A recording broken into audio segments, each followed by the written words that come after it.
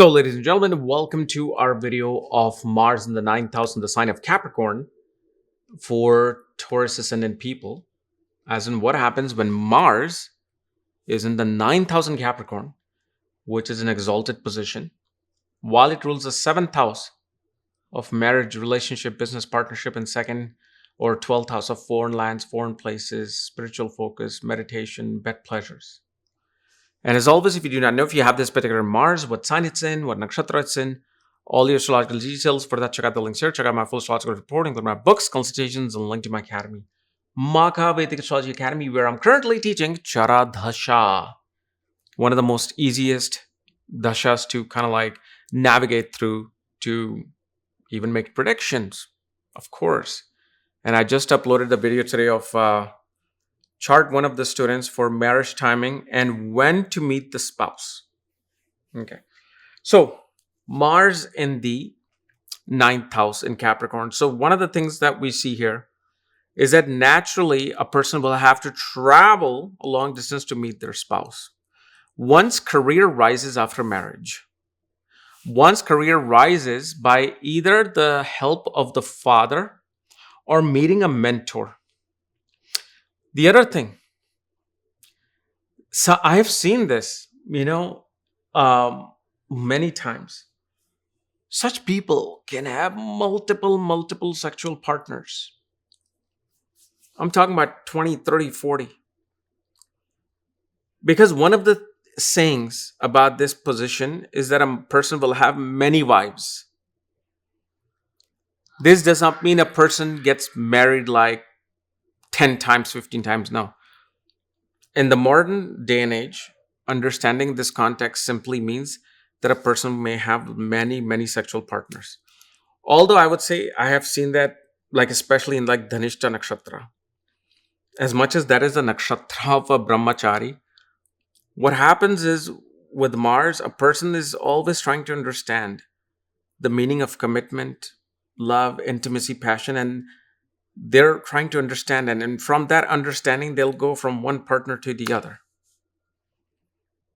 The other thing we also see with this particular position is that spouse will either be technically skilled in medical field. I've seen people marry their spouses who would be even connected with land, real estate. I've actually seen somebody married to a Vastu professional with this particular Mars.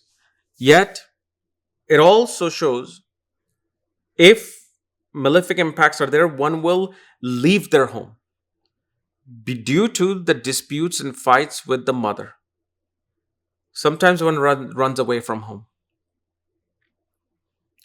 And especially one goes and attains technical education in a far distant place and usually settles in a foreign lands or foreign place.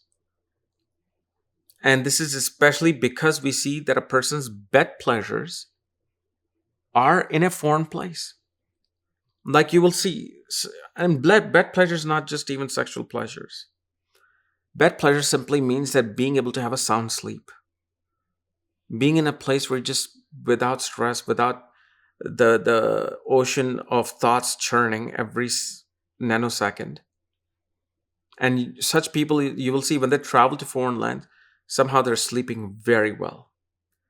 They come back to homeland, boom, they got a deal. They have to become the royal again. And this is the place, especially you will see at 28th year, they always tend to get into relationships or even get married.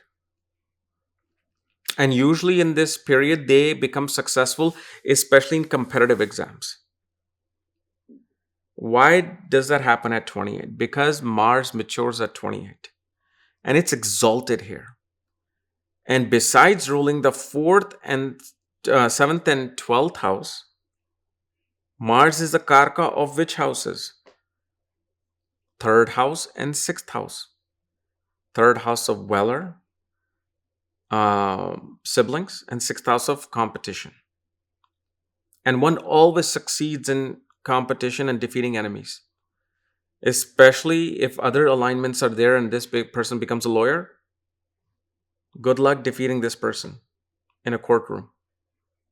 And especially the younger siblings, because of your chart having this particular Mars, younger siblings are extraordinarily successful in their life. And usually you will see both you and your younger sibling will be athletically gifted. Because of course, we have to consideration the aspects of Mars as well upon the third house, along with 12th house and fourth house. So attainment of land happens after marriage. Okay. One usually always attains the land, and I'm not talking about father. Just after the passing of the father, one naturally is able to get a land. That doesn't mean you don't get a land before that. Of course you can, if the timing comes in. But that also triggers the scenario of attaining a land. Most of the time, yes, it could be your father's own home in your name that comes in. But it's also in a way where father passes, you have to move somewhere, you get a great job. Now you're able to buy a home within 8 months, 6 months. And please do write in the comments if this particular scenario occurred. Now, even though Mars is exalted, okay, there's one thing that happens is that this person is so strictly set in their ways, is that disputes with fathers, gurus, counselors happen because they may try to give you their own wisdom, but your ways is set. So don't think exalted Mars is like, oh, well, great relationship with the father. No, it has failed many times for me, knowing that, well, Mars is exalted. Yeah, it's exalted. It's also a malefic planet. It's also in the sign of warland. Okay, Capricorn represents, one of the things about Capricorn is a warland. So warland occurs with father. But of course, if the benefic aspects are there, it becomes more of like a motivation given through the father. It's that simple. Astrology is actually on now figuring out, it's so simple. Just understand the benefic and maleficness of aspects conjunction, and you get the story. And of course, you'll get the more stories where Mars is in Navamsha and how Mars is placed degree wise in the birth chart. Okay. And also with this particular Mars, you will see that the land that you will gain after marriage will somehow be suggested through one of your brother-in-laws. After marriage, they'll be like, you should be getting a property here. They're developing this, and this is a very good price, and it's underrated area. You should look into it. You look into it, and you're like, this is the best place, and you buy it. And because Mars also represents ink, and if Mars, let's say, in Uttarashada, this person becomes an excellent writer as well. May not be professionally, but they'll have that skill of writing. Especially if Mercury aspects Mars, because Mercury represents paper, Mars is ink. So that connection is definitely there. But that writing will be either technical writing or writing related to strategies. Okay.